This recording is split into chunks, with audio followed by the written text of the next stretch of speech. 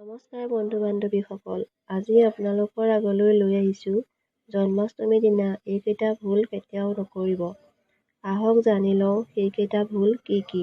জন্মাষ্টমীৰ দিনা যেতিয়া আপুনি বন্তি লগাব, কেতিয়াও পুৰণা মাটি চাকি বা ষ্টীলৰ ব্যৱহাৰ নকৰিব। সদায় চাকি পিতল, তাম বা মাটিৰে বনোৱা চাকি ল'ব।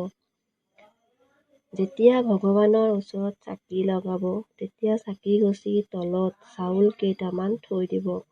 জন্মাষ্টমীৰ দিনা কেতিয়াও মৰহি যোৱা ফুল ব্যৱহাৰ নকৰিব। সদায় নতুন সতেজ ফুল ব্যৱহাৰ কৰিব। জন্মাষ্টমীৰ দিনা কেতিয়াও পুৰণা বস্ত্ৰ ব্যৱহাৰ নকৰিব। স্নান কৰি নতুন বস্ত্ৰ পিন্ধি পূজা কৰিব। তুলসী পাত পূজাত অৰ্পণ কৰিব, কিয়নো ভগৱান কৃষ্ণৰ তুলসী বহুত প্ৰিয়। বন্ধু-বান্ধৱীসকল, এয়া আছিল জন্মাষ্টমীৰ দিনা ল'বলগীয়া সাৱধান।